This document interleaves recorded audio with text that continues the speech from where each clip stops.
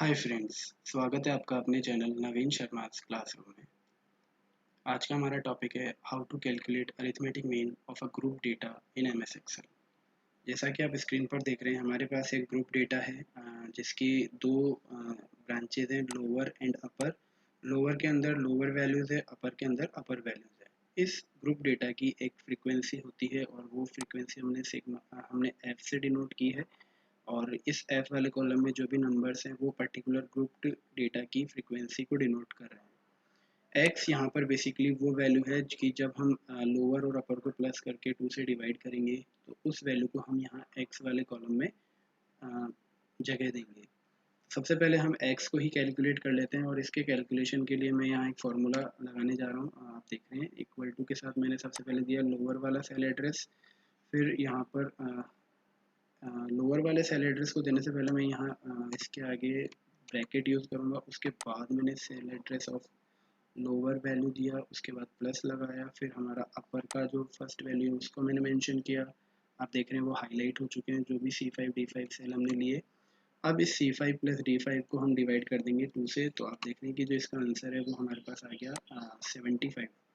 अब जो remaining values हैं एक्स कॉलम की, उनको कैलकुलेट करने के लिए हम ये फार्मूला बार बार यूज़ नहीं करेंगे, बिकॉज यदि हम 75 वाले सेल को नीचे ड्रैग कर लेंगे तो वो फार्मूला अपने आप अप्लाई हो जाएगा और अपने आप ये जो रेस्पेक्टिव जो भी रिमेनिंग जो हमारी जो वैल्यूज़ थी, जो जो सेल्स थी, उन पे वैल्यूज़ अपने आप आ जाएगी अकॉर्डिंग टू द फार्मूला। और इसी के साथ आप देख रहे हैं कि जो हमारा एक्स वाला जो कॉलम है वो फिल हो गया है।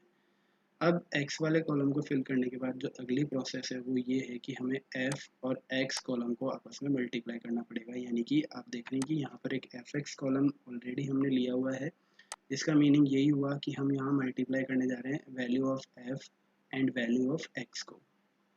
तो इसके लिए सबसे पहले f को हमने लिया। आप देख रहे हैं कि E5 हमारा यहाँ सेलेक्ट हो गया है तो वो हाईलाइट हो रहा है। फिर हमने x का पहला वैल्यू लिया F5, ये भी हाईलाइट हो गया। अब जैसे ही एंटर प्रेस किया तो यहाँ पर 1875 आ गया, जो कि मल्टीप्लाई करने पे मिलता है हमें 25 और 75 को। इस अब सेम प्रोसेस हम यूज़ कर लेंगे fx की रिमेनिंग वैल्यूज़ को फाइंड आउट करने के लिए। यानी कि मैंने ड्रैग किया तो आप देख रहे हैं कि fx भी हमारे सामने फिल हो चुका है। अब बारी आती है कि f और fx इन दोनों को हमें प्लस करना है। तो f को प्लस करने के लिए मैं जो सेल अभी यूज़ करने जा रहा हूँ जहाँ पर मुझे f के सम की वैल्यू प्रिंट करवानी है, वो सेल है, आप देख रहे हैं एफ वाले कॉलम का लास्ट सेल। यहाँ पर मैंने हमारा जो सिलेक्शन में मतलब इस सेल को मैंने सेलेक्ट कर लिया है और अब मैं क्या करूँगा, होम टैब पर जा करके जो आप देख रहे हैं ऑटो सम में जो सम फंक्शन है हम उसको डायरेक्टली इस पर क्लिक करेंगे तो ये आ जाएगा और उस पर्टिकुलर कॉलम की जितनी भी वैल्यूज़ है उनको ये सेलेक्ट करके ले आएगा। यानी कि एक रेंज इसने ऑलरेडी दे दी है E5 से E10। अब यहाँ मैंने एंटर प्रेस किया तो 165 हमारे पास रिजल्ट आ गया, जो कि f का टोटल है। सिमिलरली fx का भी टोटल हम कैलकुलेट कर लेते हैं यूजिंग सम फंक्शन। आप देख रहे हैं ये भी हमारे सामने हो चुका है और इसको 33875 आ गया है। क्योंकि हम जब अरिथमेटिक मीन कैलकुलेट करते हैं तो f हमारा जो टोटल है f का और fx का जो टोटल है उसको हम सिग्मा f और सिग्मा fx कहते हैं। तो सिंबलाइज करने के लिए मैं क्या कर लेता हूँ कि लास्ट रो में एक सिंबल यहाँ इंक्लूड कर लेता हूँ जिसको हम बोलते हैं सिग्मा। आप देख रहे हैं कि ये सिग्मा सिंबल हमारा इंसर्ट हो गया है और ये उस बात के लिए हमने यूज़ किया है कि ये particular row total of particular column की वैल्यू को शो करेगा। जैसे आप देख रहे हैं कि 165 की बात करें तो sigma F is equal to 165 और 33,875 की बात करें तो sigma F X is equal to 33,875।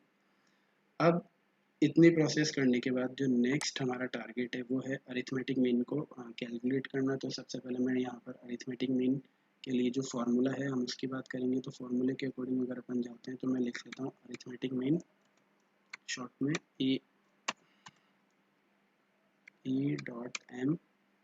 अब ई डॉट एम की यदि अपन बात करें तो इसका जो फार्मूला है, एक मिनट अपन अभी यहाँ डिफाइन कर लेते हैं। सबसे पहले यहाँ पर जो कैलकुलेट की जाएगी वैल्यू वो है sigma F x upon sigma F. इसका जो फार्मूला है हमें वो लेना है। तो आप देख रहे हैं सिग्मा एफ एक्स अपॉन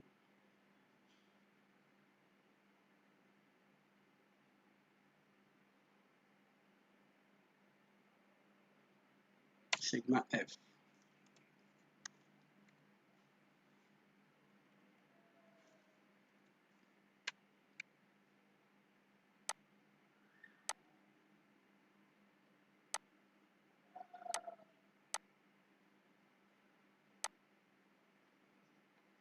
इस तरीके से आप देख रहे हैं कि अरिथमेटिक मीन का जो फॉर्मूला है वो हमने टेक्स्ट टाइप किया है, उसका अभी हमने अपने लेवल पे जो सो दैट हम उसे प्रॉपरली समझ पाएँ कि हम क्या काम कर रहे हैं।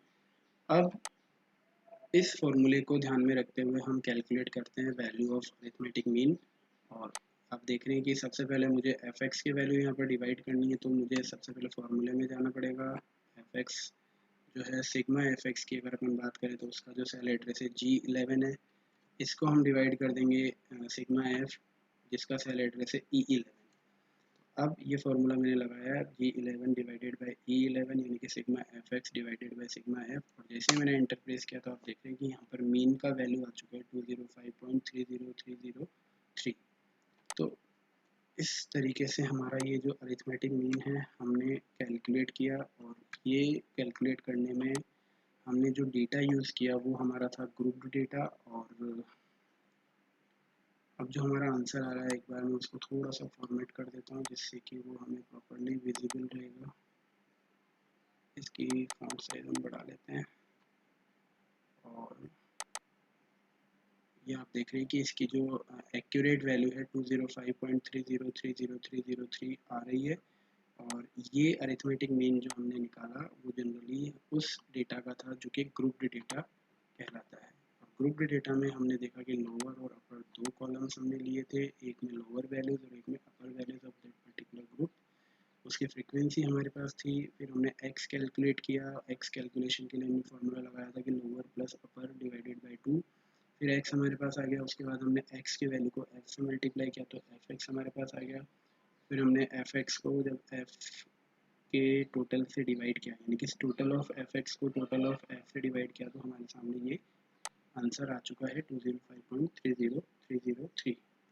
तो ये प्रोसेस था to calculate arithmetic mean of group data in M S Excel. Hopefully आप लोगों को ये समझ आया होगा और आप लोगों के लिए बेनिफिशियल होगा। So thank you so much guys, have a nice day, good bye.